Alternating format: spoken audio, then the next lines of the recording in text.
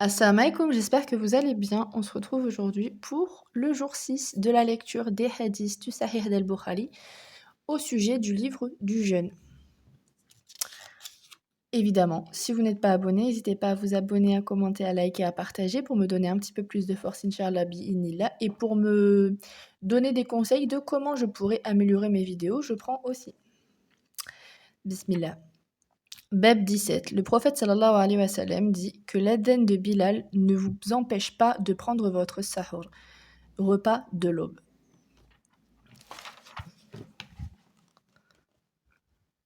Aïcha, la mère des croyants, Dieu en soit satisfait, qui dit: Bilal annonçait la prière par l'adhan alors qu'il faisait encore nuit.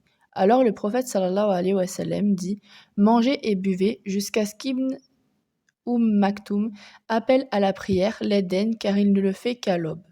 El-Qasim ibn Mohammed ibn Abi Bakr as-Siddiq dit: Le temps qui séparait les deux Hadens n'était qu'un laps de temps permettant à l'un de descendre et à l'autre de monter sur le toit de la mosquée pour l'Aden. Bab 18. Retarder le sahur. Hadith 1920. Sanad, selon Sahl ibn Sa'd as-Sa'idi al-Ansari, Dieu en soit satisfait, qui dit: Je prenais le sahur avec ma famille et m'empressais de rejoindre le prophète sallallahu alayhi wa sallam dans son soujoud. Bab 19. Laps de temps séparant le sahur de la prière d'Al-Fajr. Hadith 1921. Selon Zaïd ibn Thabit al-Ansari, Dieu en soit satisfait, qui dit: Nous avons pris notre sahur avec le prophète sallallahu alayhi wa sallam, dit Zaïd ibn Thabit. Ensuite, il se leva pour accomplir la prière. Quel est le temps écoulé entre l'adhan et la prière demanda Anas ibn Malik à Zaïd. Le temps de réciter 50 versets, répondit-il.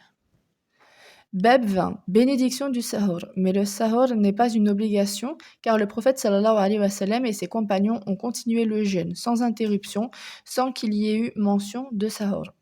Hadith 1922. Selon Abdallah ibn Omar ibn al-Khattab, Dieu en soit satisfait, qui dit: Le prophète sallallahu alayhi wa sallam continua son jeûne sans interruption. Les gens firent de même, mais à grand-peine. Alors le prophète sallallahu alayhi wa sallam le leur interdit. Mais tu le fais, objectèrent-ils. Je ne suis pas comme vous, dit le prophète sallallahu alayhi wa sallam, car on ne cesse de me nourrir et de me désaltérer. Subhanallah, subhanallah, subhanallah, subhanallah. Subhanallah. Subhanallah. Est-ce que vous trouvez autre chose à dire que Subhanallah? C'est Subhanallah. Le Subhanallah. Voilà, Subhanallah. Hadith 1923. Avoir entendu Anas ibn Malik al-Ansari, Dieu en soit satisfait, dire: Le prophète sallallahu alayhi wa sallam dit: Prenez votre sahur car c'est un repas béni. Bab 21. Si en cours de journée on formule l'intention de jeûner. ad-Darda dit: Quelquefois Abu ad-Darda, mon mari, demandait s'il y avait quelque chose à manger. Si nous lui répondions que non, il disait: Alors je vais jeûner aujourd'hui. Abu Talha, Zaïd ibn Sahl ibn al-Aswad al-Ansari, Dieu en soit satisfait, faisait de même, ainsi qu'Abu Huraira, Dieu en soit satisfait, Abdallah ibn Abbas, Dieu en soit satisfait, et Hudayfa, Dieu en soit satisfait. Hadith 1924. Selon Salama ibn al-Aqwa al-Madani, Dieu en soit satisfait, qui dit: Le jour de Ashura, le prophète sallallahu alayhi wa sallam envoya un crieur public annoncer que celui qui a déjà mangé, qu'il continue de manger, ou qu'il jeûne, et que celui qui n'a pas mangé, qu'il s'abstienne. Bab 22. Si on se trouve en état de djanaba, un matin de jeûne. Hadith 1925 et Hadith 1926. Je suis allée avec mon père chez Aïcha, la mère des croyants, Dieu en soit satisfait, et Salama, la mère des croyants, Dieu en soit satisfait. Autre sanad a informé Marwan ibn al-Hakam que Aïcha, la mère des croyants, Dieu en soit satisfait, et Salama, la mère des croyants, Dieu en soit satisfait, l'ont informé, disant: Il arrivait au prophète sallallahu alayhi wa sallam d'être en état de djanaba à l'aube suite à un rapport intime avec ses femmes. Il se lavait et jeûnait. Marwan ibn al-Hakam, qui était alors gouverneur à Médine, dit à Abdurrahman ibn al-Harith: Je te conjure au nom de Dieu de lancer ce hadith à la figure d'Abu Huraira. Abderrahman n'approuva pas cette méthode d'agir, dit Abu Bakr, mais il advint que nous rencontrâmes Abu Huraira à Dhu al-Hulayfa, où il avait une terre. Abderrahman lui dit: Je vais t'entretenir d'une question que, si Marwan ne m'avait pas conjuré au nom de Dieu de te soumettre, je ne l'aurais pas soulevée. Et il lui rapporta le hadith de Aïcha et Salama. Mais c'est Al-Fadr ibn Abbas qui m'a rapporté cela, et il en est responsable.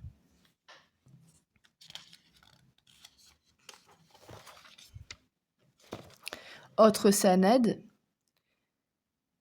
Ibn Abdallah ibn Omar rapporte selon Abu Huraira ad-Dawsi, disant que le prophète sallallahu alayhi wa sallam ordonnait de rompre le jeûne en pareil cas. Al-Bukhari dit, mais le hadith de Aïcha et Salama est plus fiable. Commentaire, Abu Huraira enseignait que quiconque se trouve en état de janaba après l'aube, son jeûne est nul. Voici ce que rapporte à ce sujet l'imam Muslim. Abu Bakr ibn Abderrahman ibn al-Haris dit: J'ai entendu Abu Huraira soutenir que quiconque se trouve en état de janaba après l'aube, son jeûne est nul ce jour-là. J'en ai parlé à mon père, Abderrahman, il désapprouva ce dire. Il alla trouver Aïcha et Salama, les épouses du prophète sallallahu alayhi wa sallam, et leur exposa le fait. Les deux femmes soutinrent le contraire. Alors nous sommes allés trouver Marwan ibn al-Hakam et nous l'avons mis au courant. Marwan dit à mon père: Je te supplie au nom de Dieu d'aller trouver Abu Huraira et de lui jeter cela à la figure. Nous sommes allés trouver Abu Huraira et l'avons mis au courant. Est-ce que les deux femmes ont dit cela? Demanda Abu Huraira. Dans ce cas, elles savent mieux que nous. Depuis, Abu Huraira revint sur ce qu'il disait. Subhanallah. Comme quoi, les femmes étaient aussi des savantes. Et de toute façon, la femme la plus savante, on sait que c'est Aïcha radiallahu anha. Et subhanallah, comme quoi, on avait beaucoup de femmes savantes à l'époque. Bab 23. Jouir de sa femme en période de jeûne. Aïcha, Dieu en soit satisfait, dit: Le prophète sallallahu alayhi wa sallam jouissait d'elle, mais son lui était interdit.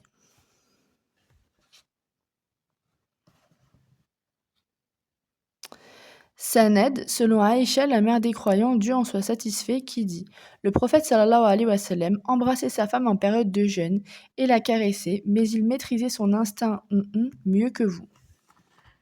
Quand je dis c'est pas parce que voilà, il n'y a pas de tabou, mais c'est parce qu'il y a certains mots qui peuvent me supprimer ma vidéo et ça serait dommage de ne pas vous faire profiter de ces paroles prophétiques et authentiques.